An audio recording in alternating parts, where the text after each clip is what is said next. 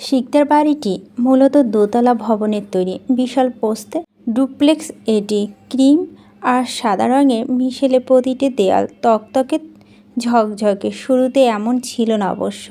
বাড়ির মূল কর্তা প্রতিষ্ঠাতা 4 সন্তানের পিতা জসিম শিকদার সাধ্যমতো স্তম্ভ তুলেছিলেন, তবে সম্পূর্ণ করতে পারেনি। পাকা মেঝে হলেও মাথার উপর ছিল টিনের ছাদ। অর্থ যা কামিয়েছিলেন ব্যয় হতো পরিবার সামলাতে, বাকি সবে ফুসরতকই। হৃদয়ে ব্যামর্দবে দুনিয়া ছেড়েছিলেন তিনি যখন পুত্রবধূদের মধ্যে সবেমাত্র রুবায়দা বেগম ছিলেন। গণনা অনুসারে তিনি মেজ বউ হলেও এই বাড়িতে সবার প্রথমে আগমন হয়েছিল তারই। আফতাব তখন বেকার, পড়াশোনা শেষ হয়নি। রুবায়দা বাড়িতে বিয়ের তোড়জোড় শুরু হয় হঠাৎ।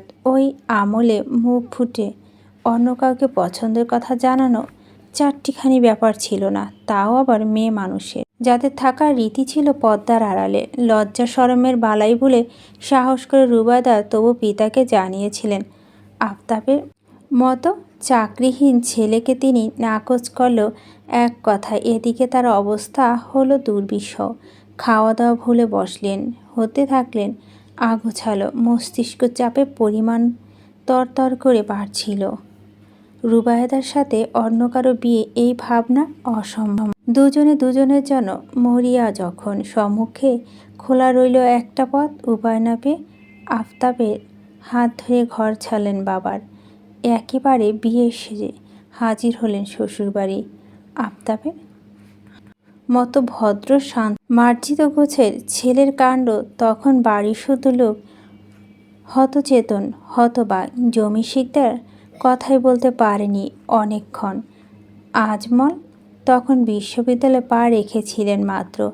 আনিস পড়তেন 10ম শ্রেণীতে। তার থেকে বড় কথা, বড় ভাই আমজাদ অবিবাহিত, কেবল একটা চাকরিতে ঢুকেছেন তিনি। বেতনও আহামরি ছিল না। বড় ভাইয়ের আগে মেজ ভাই বউ নিয়ে বাড়িতে হাজির। তৎকালে বিয়েটা এতটাই জটিল আর অসহ থাকায় প্রত্যেকে কিংকর্তব্যবিমূঢ়, ভাষাহীন।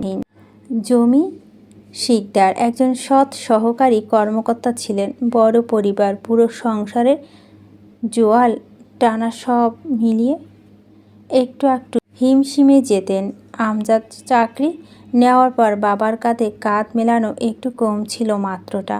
অবশ্য আগেও কখনো সন্তানদের কোনো ইচ্ছা তিনি অপূর্ণ রাখেননি। সচেষ্ট থাকতেন তাদের আবদার মেটাতে। কোনোটাই অপারগর হলে বাকি 3 ভাই বেরোতেন আমজাদের কাছে। প্রতিটি সহোদর তার চোখের মণি, কিন্তু আফতাব যেন একটু বেশি সমিহিত পেতেন। পিঠাপিঠি সাথে আফতাবের ভদ্রতার সভ্যতা আবার বাকি দুজনের চাইতে তার চোখে অটল শ্রদ্ধা বর্ষণ দেখে টান, মায়াও ছিল বাকিদের চেয়ে বাড়তি। সেই ভাইয়ের কাছে তিনি নিজেও চমকেছেন, আশ্চর্য হয়েছেন। জমির আগে কাঁপছিলেন প্রায়। চিৎকার চেঁচামেচিতে ভরে গিয়েছিল বাড়ির বসার ঘর। তাদের মা তখন দিশেহারা, কী রেখে কী সামলাবে। রুবায়দা গুনগুন করে কাঁদছিলেন। আফতাবের মস্তক নিচু, বাবার চোখের দিকে একটা বার সে তাকায়নি অবধি। রাগারাগি এক পর্যায়ে জমি বললেন, ও বেকার, বিয়ে করে বউ আনলো, খাওয়াবে কি? ওকে খাওয়াবে? আফতাবের বলার কিছু নেই তখন। উত্তেজনা ওই সময় এত কিছু মাথায় আসেনি। সেইক্ষণে আমজাদ এক কথা ঘোষণা করলেন, আমি খাওয়াবো আব্বা। সকলে অবাক হয়ে তাকালেন। তিনি বলেন, আফতাব আগেও যা খেত এখনও তাই খাবে। রুবায়দার জন্য 1 প্লেট বাড়তি খাবার লাগবে, তাই তো? সমস্যা নেই, সেই ভাতের হিসাব না হয় আমার সাথেই করলেন। শুধু আফতাব নয়, বাকি 2 ভাইয়ের মাথার শ্রদ্ধেয় নত যেন হয়ে গেলেন তার প্রতি। জমি কিছু বলতে পারলেন না আর। রাগে গজগজ করে প্রস্থান নিলেন সভা থেকে। আফতাবের পড়াশোনা শেষ করে চাকরি নেওয়া অবধি আমজাদ সামলেছেন সব। রুবায়দার মতো লক্ষ্মীমন্ত রমণী শ্বশুরকে কাবু করে বেশি দিন লাগেনি।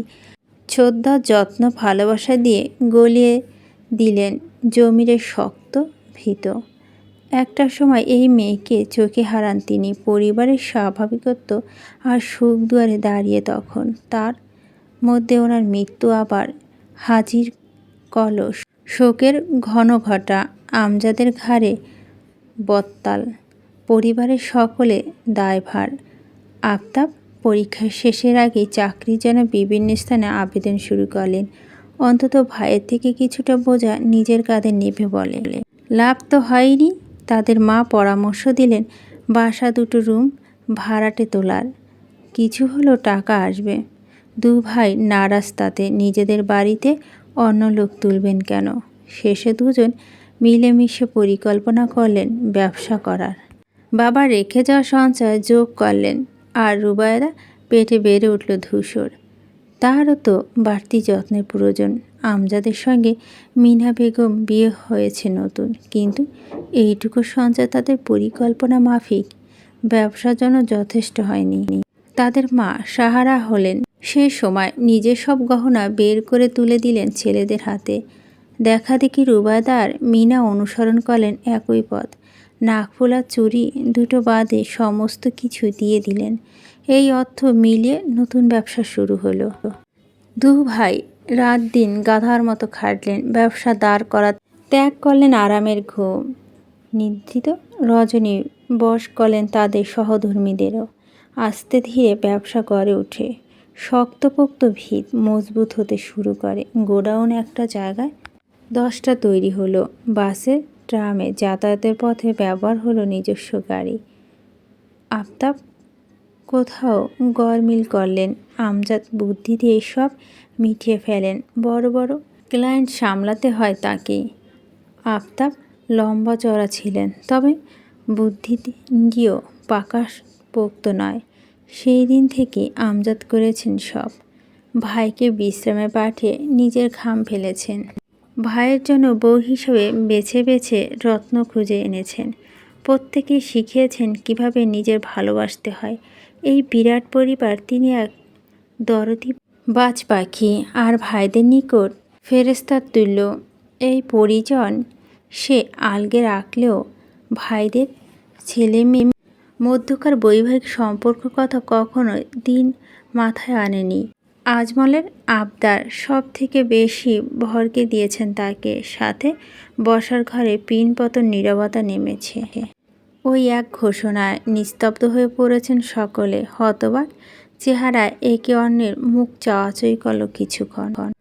আমজাদ বিস্ময়ের তোপে খানিক সময় ভাইয়ের দিকে হাঁ করে চেয়ে রইলেন। ধাতস্থ হতে বিলম্ব হলো। এতপর স্থভঙ্গিতে চায়ের কাপ টেবিলে রাখলেন। আজমল একটু লজ্জা পেলেন। এমনিতে প্রস্তাবখানা রাখতে অস্বস্তি হচ্ছিল তার, যা সবার প্রতিক্রিয়া দেখে দ্বিগুণ হলো এখন। বিভ্রান্ত নজরে একবার স্ত্রীর চেহারা বোলালেন। তাকেও চিন্তিত দেখাচ্ছে। আজমলের দৃষ্টি ফেরিয়ে আবার ভাইয়ের পানে তাকালেন। এস্তো করে বললেন, আমি কি কোনো ভুল কিছু চেয়ে বসলাম ভাইজান? আজমল নড়ে উঠলেন। উষ্টযুগল মিলিয়ে হলো। গলা খাকারি দিয়ে সামলালেন নিজেকে। সকলের বিস্ময়হত ভাবমূর্তি কেটে গেল। তিনি সংশয় সময় শুধালেন, তুমি কি কথাটা নিশ্চিত হয়ে বলছো আজমল? আজমল একটু চুপ থেকে বললেন, জি, আসলে আমরা পুষ্পকে পছন্দ, সাথে জবারও। দুজনে পরামর্শ করে ঠিক করলাম ওকে সারা জীবনের জন্য আমাদের কাছে রেখে দিই। মেয়েকে আজ না হোক কাল পরের ঘরে তো দেবনি, আমাদের কাছে থাকলো না হয়। বলতে বলতে তার হাতটা পুষ্পর মাথা বুলিয়ে গেল। মেয়েটা বিস্ময়হত চাউনি তখনও অনড়। অগ্রমস্তিষ্ক ছিন্ন ভিন্ন, স্নায়ুতন্ত্রে বিবশ বিদীর্ণ। আমজাদ মাথা নাড়িয়ে তাকিয়ে রইলেন মার্বেল মেঝেতে। স্থূল মুখশ্রী দেখে সকলে একটু ঘাবড়ে যায়। আমজাদ চুপ রইলেন, যেন গহীন প্রতিদানে ভাবছেন। একে অন্যকে ভুরু উঁচে তখন ঘটনাচক্রে ঠাউর করতে ব্যর্থ তারা। শেষ চোখে তুলতেই তিনি আগে থেকে গম্ভীর কণ্ঠে বললেন, তুমি এরকম একটা প্রস্তাব কী করে রাখলে আজমল? আমি তো সেটা ভেবেই অবাক হচ্ছি। পিউ এতক্ষণে কিঞ্চিত নড়ে চড়ে উঠল। আশায় বুক বাঁধল বাবার কথায়। তবে কি বাবা মানা করে দেবে? আজমল ভীত হলেন। ভাইজান নয়তো নাকচ হয়েছেন, তার কি আর একটু ভাবা উচিত ছিল? জবার কথায় সায় দিল, ভুল হলে করে বসলেন না তো, এজন্যই ভাইজান আবার ভুল না বোঝেন। তৎপর তটস্থ চাউনি সকলের, চোখ মুখ কৌতূহলী। মিনা বেগম শঙ্কিত নেত্র চেয়ে স্বামীকে সামলানোর জন্য মুখ খুলবেন কেবল, আচমকা হো হো করে হেসে উঠল আমজাদ। উপস্থিত প্রত্যেকে চমকিত, ভ্যাকাচাকা খেল এক কথায়। আজমল হাসলেন, না কি হাসবেন না, দ্বিধাদ্বন্দ্বে ভুগছেন। কয়েক পল বোকা বোকা চাউনিতে চেয়ে থাকলেন। আমজাদ হাসতে হাসতে বললেন, এই দারুণ বিষয়টা আমার মাথায় আগে কেন আসেনি? আজমল ভাই থেকে বেহাই হওয়ার বুদ্ধিটা কিন্তু মন্দ নয়। ছ্যাদ করে উঠল পুষ্পর বক্ষস্থল। থমকে তাকালো বাবার দিকে, অথচ স্বস্তির শ্বাস টানল সকলে। আজমলের ঠোঁটে তৎক্ষণাৎ হাসি ফোটে, উন্মুক্ত হয়ে শুভ্র দাঁত, কপালে ভার চটজলদি মিশিয়ে গেল। বাকিদের ঠোঁট দুলে উঠল খুশিতে। তিনি আগ্রহ ভরে শুধালেন, তাহলে আপনারা রাজি ভাইজান? রাজি মানে? আলবৎ রাজি। তুমি মুখ ফুটে চাইবে, আমি দেব না এমন হয়েছে? পিউ চোখ বুজে দীর্ঘশ্বাস ফেলল। এমন যে হবে সে আগেই জানত। আজমলের জবাব, জি না। তাহলে আবার জিজ্ঞেস করলে কেন? আমার মেয়ে আজ থেকে তোমাদের সম্পদ ধরে নাও আজমল। মেয়ে পেলে পুষে দূরে পাঠানো যাতনা থেকে বাঁচিয়ে দিলে। জবা বেগম হুড়মুড়িয়ে ছুটে গিয়ে মিনা বেগমকে জড়িয়ে ধরলেন। ভদ্রমহিলা পড়তে সামলালেন নিজেকে। জবা উচ্ছ্বাসিত কণ্ঠে বললেন, আবার আমরা বেআইন হয়ে যাব? মিনা হাসলেন, পাল্টা জড়িয়ে ধরল তাকে। সকলে যখন হাসছে, পুষ্প চেহারা পড়তে ছুটছে অমাবস্যা।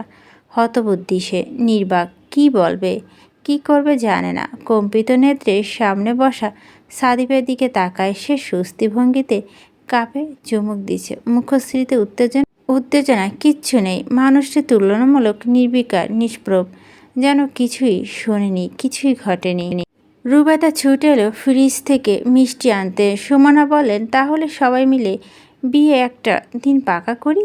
কার বিয়ের কথা হচ্ছে? ধূসরকে দেখে এই এতক্ষণে পিওরের প্রাণে পানি এলো।